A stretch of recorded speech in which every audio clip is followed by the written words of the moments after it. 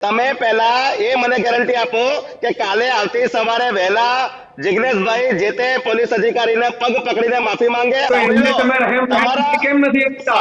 ત્યારે તમને બેન દીકરીની પીડા દેખાતી નથી કે ભાઈ જિગ્નેશભાઈ એક વાત કરી કે પટ્ટા ઉતારી લેવામાં આવશે. કદાચ ક્યારેક તલવારના ઘા છે ને વિતેન્દ્રભાઈ રૂજાઈ જાય પણ વાણીના ઘા નથી રૂજાતા. જિગ્નેશભાઈની આ પહેલી એવી નથી માથાકૂટ કે એ આટલા જાહેરમાં આવ્યા હોય. પહેલા પણ ઘણી વખત આઈપીએસ કક્ષાના અધિકારી સાથે માથાકૂટ કરી ચૂક્યા છે કે કોઈ પર્ટિક્યુલર શબ્દ છે એનાથી કોઈ ભાવનાઓ આહત થઈ હોય કે કોઈને ખોટું લાગ્યું હોય કે જિગ્નેશભાઈ ક્યારેય સભ્ય ભાષામાં વાત કરી શકે કન્ડિશનમાં છે જ નહીં. ગુજરાતમાં એક પણ એવો તાલુકો નથી કે જ્યાં દારૂનું દૂષણ ના હોય કે જ્યાં ડ્રગ્સનું દૂષણ ના હોય. આઈપીએસ અધિકારી ચૂંટાયેલા પ્રતિનિધિનું અપમાન ના કરી શકે તો ચૂંટાયેલો પ્રતિનિધિ પણ અધિકારીનું અપમાન ના કરી શકે. બંને બાજુ સરખું હોય. જિગ્નેશભાઈ આજથી જ આવી ભાષા નથી વાપરતા. એ જ્યારે કથિત રીતે આંદોલન ચલાવતા હતા ત્યારથી જ એ અભદ્ર ભાષામાં વાપરે છે. અમને નશામુક્ત કરીને બતાવો કે આખા તાલુકાની અંદર એક ગામમાં નશો નહીં મળે, દારૂ નહીં મળે, ડ્રગ્સ નહીં મળે. છે તમારામાં તાકાત હતી? તમારા અસભ્ય જિગ્નેશભાઈ છે આજ પછી કોઈ પણ અધિકારી સાથે જાહેરમાં ગેરવર્તન નહીં કરશે, અભદ્ર ભાષાનો ઉપયોગ નહીં કરશે.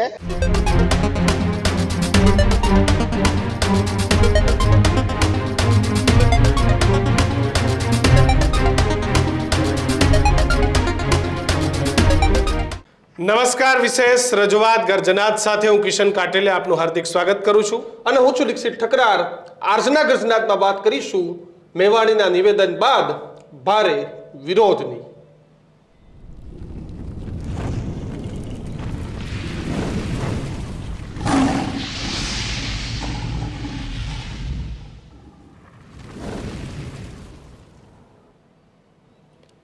પટ્ટા ઉતરી જશે. કોંગ્રેસના ધારાસભ્ય નેતા જિગ્નેશ મેવાણીના શબ્દ પછી ભારે રાજનીતિ ગરમાઈ છે.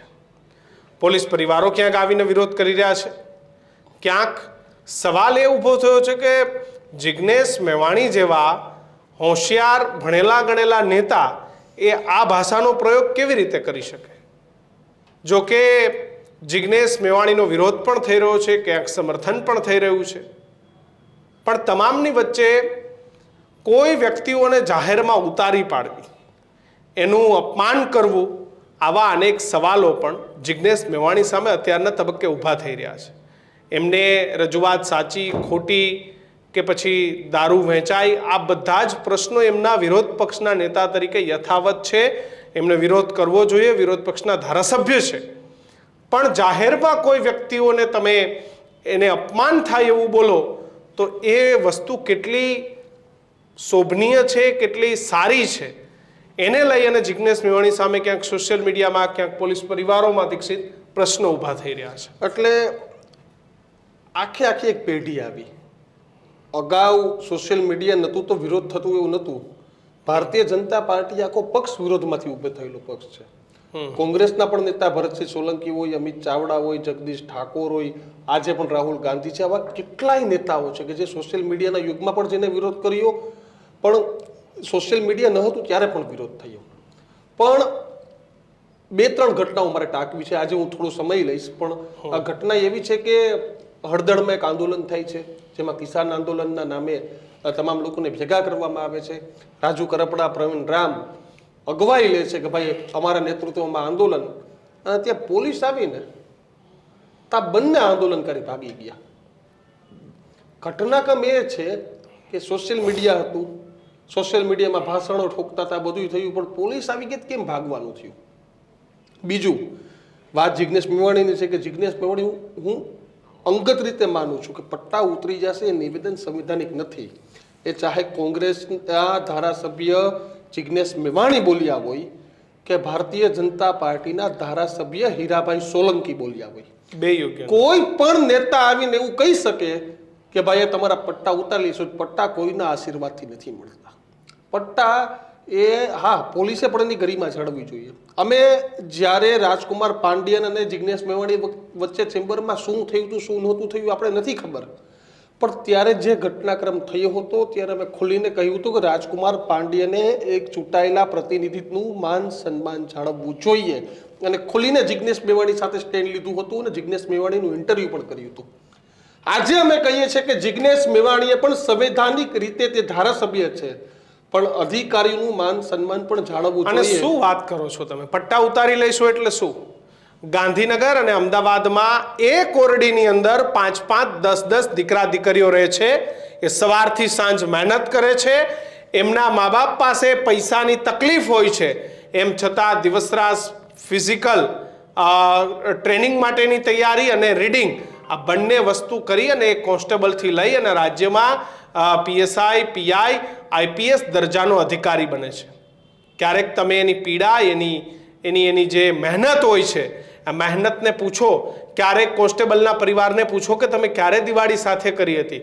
ક્યારેક તમે PCR વાન ચલાવતા જે ડ્રાઈવરો હોય છે, જે પોલીસની અંદર ગાડીઓ ચલાવે છે, એમને પૂછો કે તમે ક્યારે રાતે ઊંઘ્યા હતા. દિવસ રાત ડ્યુટી કરતી આ પોલીસ જો સારાને સારા કહેવા જોઈએ, એની સામે ક્યારેય એક પત્રકાર તરીકે અમે નથી ચૂપ રહેવાના. હા, ક્યાંક બધી હશે ને, બધીઓ સામે પણ આ જ મનથી ખુલ્લી જ્યારે બોલીશું. આણંદમાં એક PSI સાહેબ હતા, એ PSI સાહેબે એવું કીધું હતું કે ઓલા વરઘોડો કાઢવા માટે એને કાનમાં જઈને કીધું કે લંગડા તો હાલ, ત્યારે એની સામે ખુલ્લી ના બોલ્યા હતા કે આવી પોલીસ ના હોવી જોઈએ. અને 1000% આવી નાટકબાજ પોલીસ ન હોવી જોઈએ, પણ 2-4% કારણે તમે બધાને ધમકી આપો. ત્યાં રહેલા કોન્સ્ટેબલ થી લઈને અને તમે તો બોલીને જતા રહ્યો છો ભાઈ. અને નેતાઓ આજકાલ કહી દેતા અડધી રાતે જરૂર પડે ત્યારે મને ફોન કરજો. ભાઈ, અડધી રાતે તમે ફોને નથી ઉપાડતા. પછી હું જિગ્નેશભાઈની વાત નથી કરતો, હું બીજા જે લોકો આવું કરે છે કેટલાય ઘણા બધા. હું તમને કહું 90 કિસ્સામાં એવું કે છે જિગ્નેશભાઈ, હું 99% કહું છું. ભાજપ કોંગ્રેસ બે આવી ગયા. તમે ન્યા જઈને પ્રજાની વચ્ચે 4 તાળીઓ પડે ને બહાદુરી મારીને આવી જાય ને પછી પાછા તમને જતા કેટલી વાર લાગે છે એ તમને ખબર છે? કોઈ નથી જતું ભાઈ, કિલોમીટરો કાપીને. કોઈ પછી ક્યાંયથી કોઈના ફોન અને ત્યાંના લોકો ફિટ થઈ જાય છે, પછી એમની વાત કોઈ સાંભળવાય તૈયાર નથી થતું. ગામમાં કાયમ પછી માથાકૂટનો સોડો ગરી જાય. એટલે આ જ મુદ્દે આજે અમારે ગ્રજનાથ કરવો છે. અમારી સાથે કોંગ્રેસ પક્ષમાંથી જિગ્નેશભાઈ મેવાણીનો પક્ષ મૂકવા માટે હિતેન્દ્ર પીઠડિયા, નેતા કોંગ્રેસ, આપણી સાથે જોડાયા છે. હિતેન્દ્રભાઈ, સ્વાગત છે આપનું. ભારતીય જનતા પાર્ટીમાંથી મહેશ પુરોહિત જોડાય છે. મહેશભાઈ, આપનું પણ સ્વાગત છે. હિતેન્દ્રભાઈ, જિગ્નેશભાઈનું સ્ટેન્ડ શું? તમને લાગે છે કે જિગ્નેશભાઈએ પટ્ટા ઉતારી દઈ? જો મેં પહેલા જ કીધું કે હીરા સોલંકી બોલ્યા હોય તો હીરા સોલંકીને પણ કોઈ અધિકાર નથી, તો જિગ્નેશ મેવાણીને પણ આ શબ્દ બોલવાનો કોઈ અધિકાર નથી. હિતેન્દ્રભાઈ, સર્વપ્રથમ ન્યૂઝરૂમના તમામ સાથીઓને નમસ્કાર. આ જે મુદ્દો જેની પર આપણે ચર્ચા કરી રહ્યા છીએ, એમાં બની શકે કે કોઈ પર્ટિક્યુલર શબ્દ છે એનાથી કોઈ ભાવનાઓ આહત થઈ હોય કે કોઈને ખોટું લાગ્યું હોય, પણ એની ભાષાની ચર્ચા, એની પાછળનો ભાવ જોવાનો હતો. એનો ભાવ શું હતો? ભાવ એ હતો કે આ ગુજરાતની અંદર, આ ગાંધીની સરકારનું ગુજરાત છે, આ ગુજરાતમાં દારૂબંધી છે, અને ગુજરાતમાં આપણે અહીંયા 252 જે તાલુકાઓ છે, એક પણ તાલુકો એવો નથી કે જે તાલુકામાં દારૂ ના વેચાતો હોય, ડ્રગ્સનું દૂષણ ના હોય.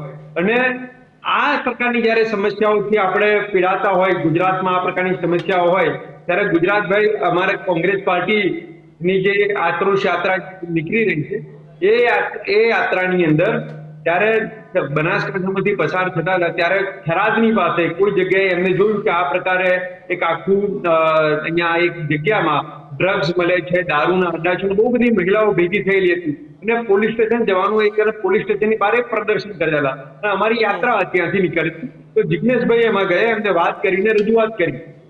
એ રજૂઆત ઉગ્ર થઈ, અને એ ઉગ્ર રજૂઆતના ભાગરૂપે આજે આપણે એની પર એક ડિબેટ કરી રહ્યા છીએ કે ભાઈ, જિગ્નેશભાઈ એક વાત કરી કે પટ્ટા ઉતારી લેવામાં આવશે, પણ એની પાછળનો ભાવ શું હતો કે ગુજરાતમાં આ પોલીસ સ્ટેશન છે, એની બાજુમાં સ્કૂલ છે, એટલે જે સ્કૂલ હતી એ સ્કૂલની કમ્પાઉન્ડની બહાર ને સ્કૂલની અંદર પણ ફરિયાદ એવી હતી કે સ્કૂલની કમ્પાઉન્ડમાં, સ્કૂલના જે રૂમ છે એની અંદર ત્યાં દારૂ પીવામાં આવે છે, ડ્રગ્સ વેચાય છે. હિતેન્દ્રભાઈ, પોલીસ સ્ટેશન, પોલીસે બકાયદા પછી તસવીરો પણ જાહેર કરી છે કે ત્યાં કોઈ પોલીસવાળા હતા અને જે દારૂની સપ્લાયમાં આવી ગયા હતા અને ત્યાંથી એમને દૂર કરવામાં આવ્યા, અને એનો આખો પરિવાર છે એ પણ ત્યાં લઈને પહોંચ્યા હતા, અને એના પરિવારના ફોટો સાથે ત્યાંથી પોલીસે પ્રેસ રિલીઝ.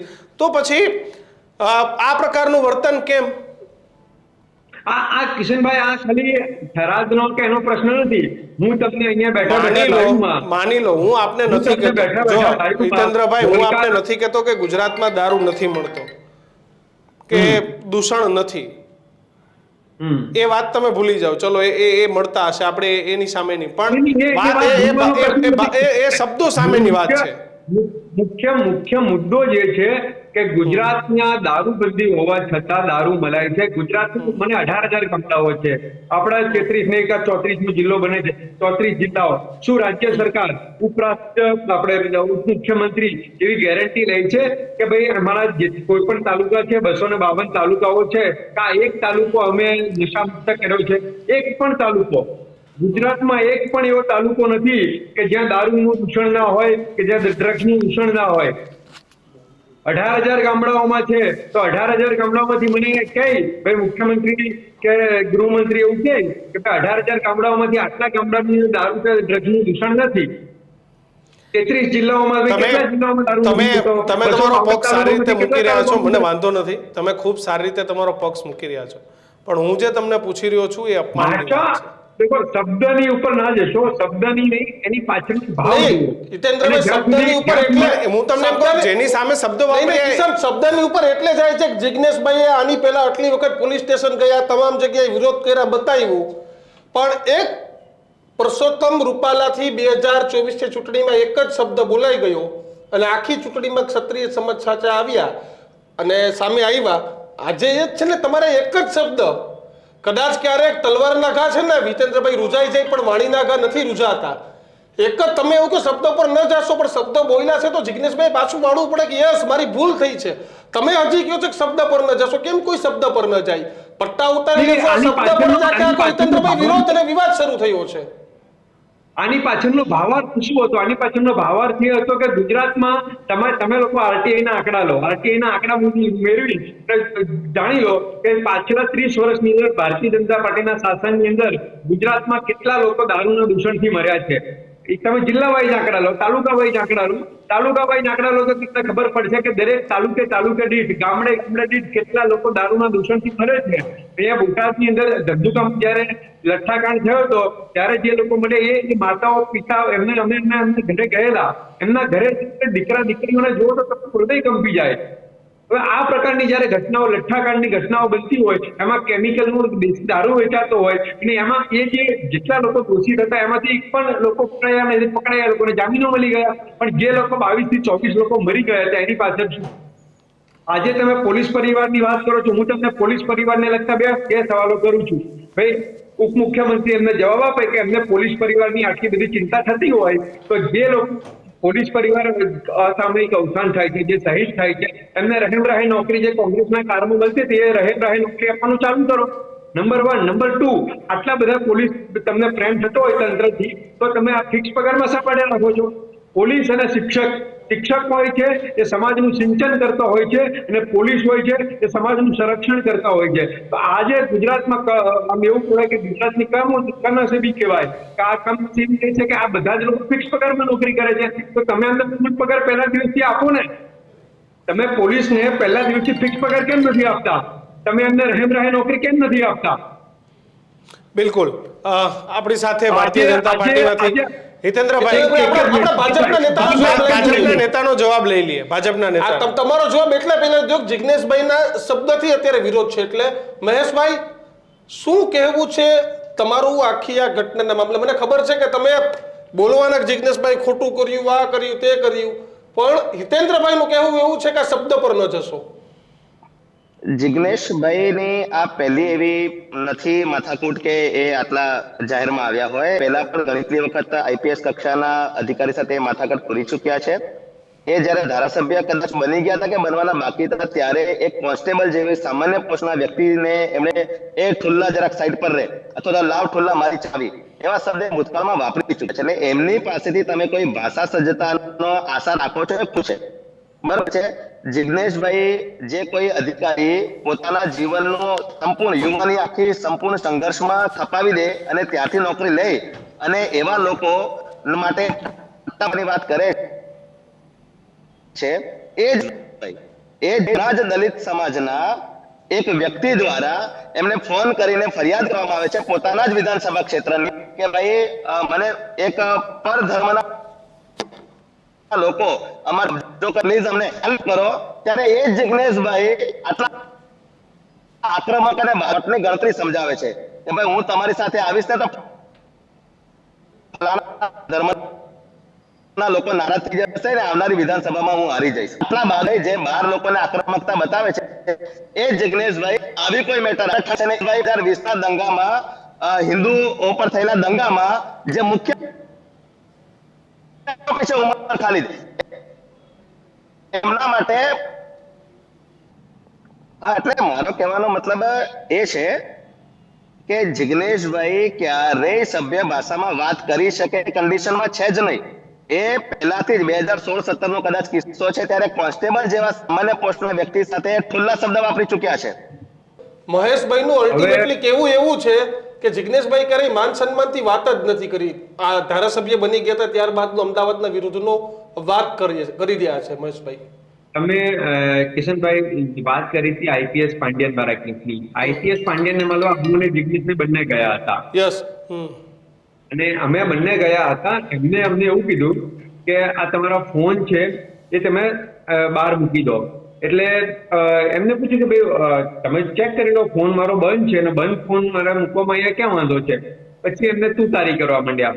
એટલે એક આઈપીએસ લેવલના અધિકારીએ તું તારી કરી અને એમને પછી જે થયું રેસ્ટ રજિસ્ટ્રી પછી આપણને ખબર છે કે આખો એપિસોડ કેવી રીતે આવ્યો. એટલે વાત એવી હતી કે એ જયારે એપિસોડ બન્યો હતો આ પાંડિયન વાળો ત્યારે પણ એનો હું તાજનો એટલે એનો હું સાક્ષી હતો મારી સાથે. અમે અને જિગ્નેશભાઈ અમે બંને ગયા હતા અને આખું એપિસોડ એમાં આખું એક અભિમાનથી તોછરાઈથી આઈપીએસ પાંડિયન અમારી સાથે વાત કરી હતી.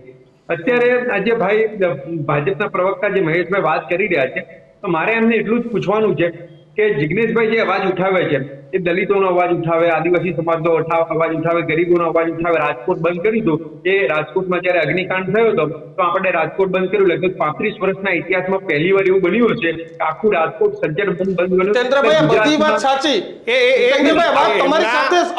એમની કામગીરી પર કોઈ પેલું જ નથી. મેં તમને ડિબેટની શરૂઆત કરતા પહેલા કીધું કે ત્યારે જે ઘટના આઈપીએસ અધિકારીની બની હતી ત્યારે લગભગ મીડિયા લોકોએ જિગ્નેશભાઈનું સાથે સ્ટેન્ડ લીધું તો ભાઈ કોઈ આઈપીએસ અધિકારી ચૂંટાયેલા પ્રતિનિધિ જો આઈપીએસ અધિકારી ચૂંટાયેલા પ્રતિનિધિનું અપમાન ના કરી શકે તો ચૂંટાયેલો પ્રતિનિધિ પણ અધિકારીનું અપમાન ના કરી શકે. બંને બાજુ સરખું હોય. મહેશભાઈ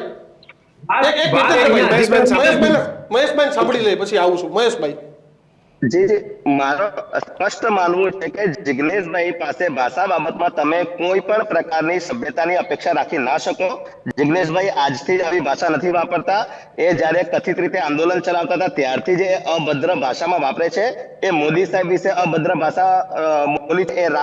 એટલે દીક્ષિતભાઈ તમે જે વાત કરો છો એટલે મારા એમાં એવું જ કેવું છે કે ગુજરાતમાં હત્યાનો બનાવ હોય, આત્મહત્યાનો બનાવ હોય, દલિત સમાજનો પ્રશ્ન હોય, આદિવાસી સમાજના પ્રશ્ન હોય, ફિક્સ પગારના કર્મચારીઓના પ્રશ્ન હોય, આશા વર્કરના પ્રશ્ન હોય, કોઈ પણ પ્રકારની કુદરતી હોનારત બની હોય તો એમના પ્રકારના પ્રશ્નો હોય તો જિગ્નેશભાઈને આપણે રજૂઆત કરવા ગયા તો એ એમનો એક મજબૂત પક્ષ મૂકે છે અને જનતા વતી આટલી રજૂઆત થતી હોય છે. જીતેન્દ્રભાઈ તમારા મુદ્દામાં નિષ્પક્ષ પક્ષ હોય એટલે હું ગમે એવું વફટ કરવાની છૂટ મળી જાય ગુજરાતમાં.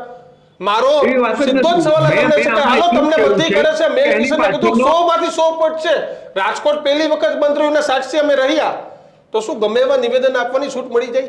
કોઈ આઈપીએસ અધિકારી કે કોઈ કોન્સ્ટેબલનું અપમાન કરવાની છૂટ મળી જાય? ને અપમાન કરવાની વાત જ નથી. આપણે એની વાત એવી કરી ભાઈ ચાલો આપણે માફી માંગી લીધે ભાઈ આ કાલથી કે તમે 1 મહિનાનો ટાઈમ લો, હું તો 1 વર્ષનો ટાઈમ લો. આજે આપણે બેઠા છીએ તમે વિચાર કરો કે આજે આપણે 24મી તારીખે બેઠા છે 24મી નવેમ્બર 2025.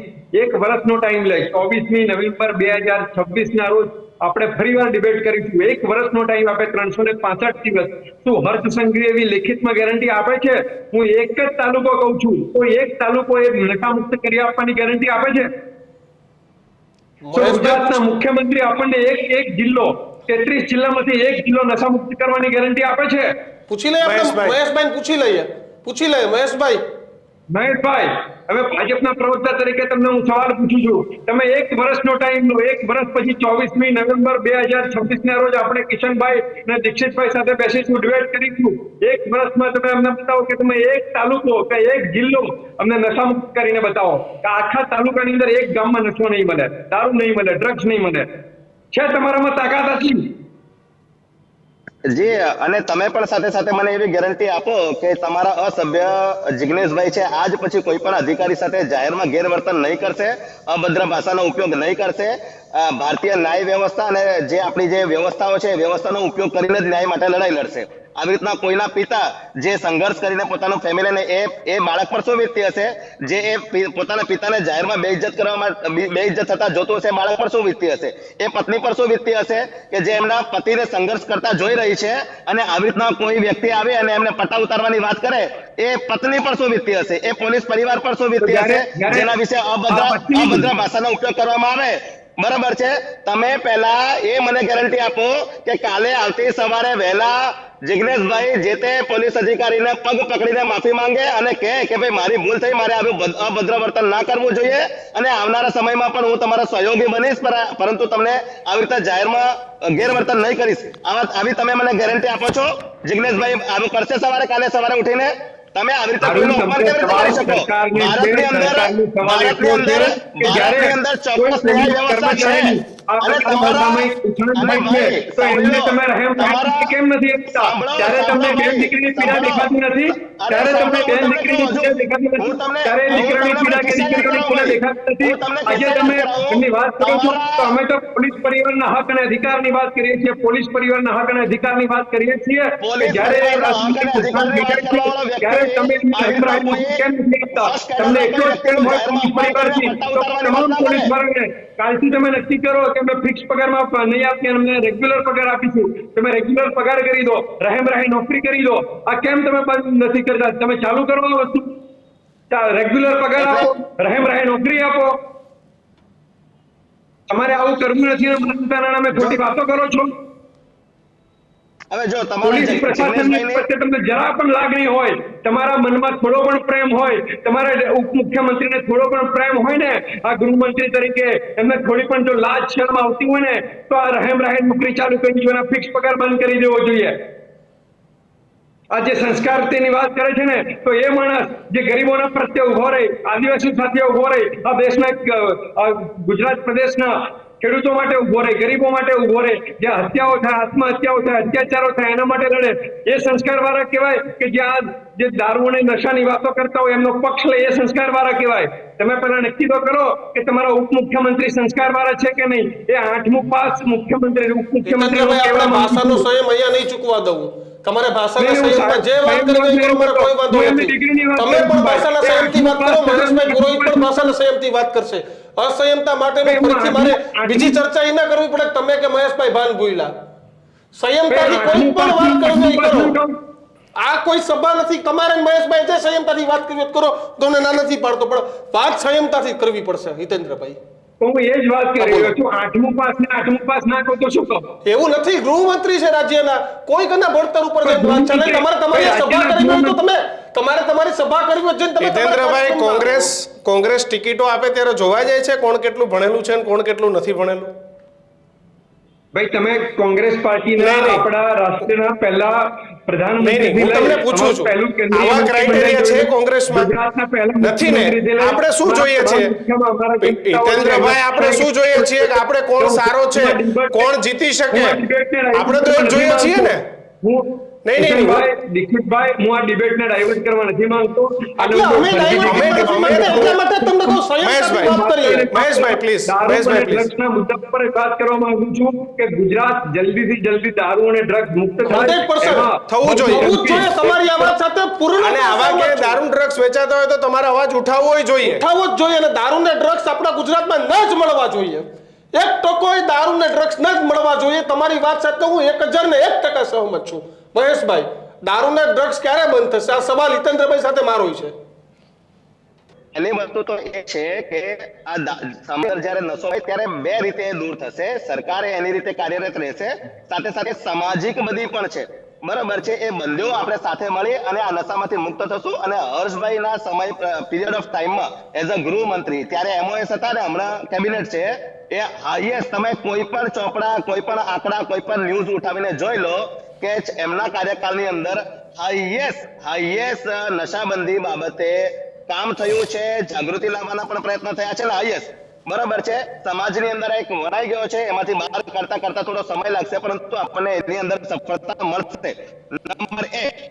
નંબર 2, કોંગ્રેસના પ્રવક્તા એવું કહેતા હતા કે ભાઈ જિગ્નેશભાઈ દલિત સમાજના લોકો માટે કાર્યરત છે.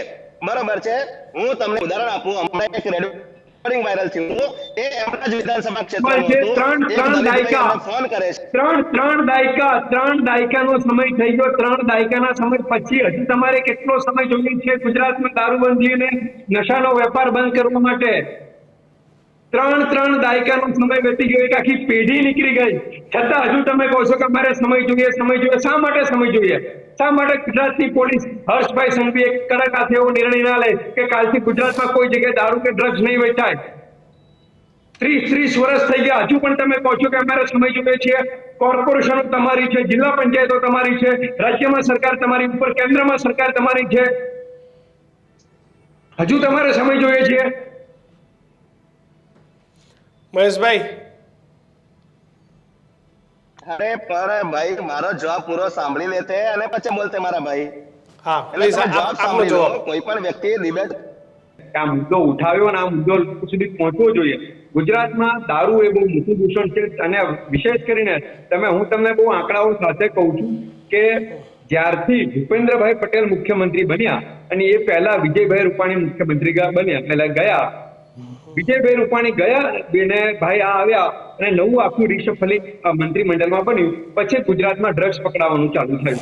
આ હું તમને બહુ હોશો હવાસમાં વાત કરું છું, એનું તમારે એનાલિસિસ કરવાની છૂટ છે. નંબર 1. નંબર 2, કેન્દ્રમાં નરેન્દ્ર મોદીની સરકાર બની અને ગુજરાતમાં એક જ પોર્ટ, અને એ પર્ટિક્યુલર પોર્ટ કોનું છે, એના માલિકો કોણ છે એની તપાસ તમને કરો. એક જ પોર્ટમાંથી ડ્રગ્સ પકડાય છે અને એ જે ડ્રગ્સ પકડાય છે, હું એવું કહું છું, એ ટીપ ઓફ ધ આઈસબર્ગ છે. એટલે આમ કહેવાય ને કે 1-2 વસ્તુઓ પકડાઈ જાય અને બાકી બધું માર્કેટમાં જતું રહે. એટલે સૌથી મોટા ડ્રગ્સ માફિયાઓ દુનિયામાં અને દેશમાં કોણ છે? તો તમે 5 વર્ષ પહેલા તમે લોકો વિચાર કરો કે 5 વર્ષ પહેલા 10 વર્ષ પહેલા શું ડ્રગ્સ ઉપર કોઈ ડિબેટ થતી હતી? આપણે ઉડતા પંજાબ કહેતા હતા, પણ હકીકત તો એવું થયું છે કે ગુજરાતમાંથી ડ્રગ્સ આવે છે અને ગુજરાતમાં જે ડ્રગ્સ આવે છે આખા દેશમાં ફેલાઈ રહ્યું છે. આજે તો ગુજરાત એક ઉડતા ગુજરાત થઈ ગયું છે. તમે કોઈ પણ આજે અમદાવાદમાં તમે કોઈ પણ પુલ નીચે જતા રહો, કોઈ પણ મોટા પાનના ગલ્લા નીચે પાસે જાઓ તો એ તમને કહે છે કે અહીંયા ડ્રગ્સ મળશે, અહીંયા ડ્રગ્સની આ વસ્તુ મળે છે. આ વસ્તુ 5 વર્ષ પહેલા 10 વર્ષ પહેલા નહોતી. એટલે કેન્દ્રમાં ભારતીય જનતા પાર્ટીની સરકાર આવી અને ડ્રગ્સનું દૂષણ ઘૂસ્યું અને આ મુખ્યમંત્રી રૂપાણી ગયા અને ભાઈ ભૂપેન્દ્રભાઈ પટેલ મુખ્યમંત્રી આવ્યા અને પછી આ આખું ડ્રગ્સનું દૂષણ એકદમ વ્યાપક ધોરણે તાલુકે તમે જુઓ તમને ડ્રગ્સનું દૂષણ આવી ગયું. દારૂનું દૂષણ તો હતું જ, બિલકુલ. આવા ડ્રગ્સનું દૂષણ પણ આવી ગયું. હિતેન્દ્રભાઈ, આપણે છેલ્લો જવાબ મહેશભાઈ, મહેશભાઈ. તમારી કનેક્ટિવિટી સરખી આવી હોય, છેલ્લો જવાબ આપી દો પછી એન્ડ તરફ જઈએ, કારણ કે ખબર છે તમારે નેટવર્કમાં ઇસ્યુ આવે છે. મહેશભાઈ. બિલકુલ. તો કદાચ નથી હિતેન્દ્રભાઈ, મહેશભાઈ, આ બંને જોડાયા માટે આ બંનેનો ખૂબ ખૂબ આભાર. એટલે આજે જે વાત કરી તે ઠોસ મુદ્દા સુધી નથી જવાતું, પરંતુ સતત આરોપ પ્રત્યારોપ, દારૂ, ડ્રગ્સ, તે પણ મેં કિશનને જે શરૂઆત કરી ત્યાંથી એ છે કે તમારા શબ્દમાં સંયમતા હોવી જોઈએ.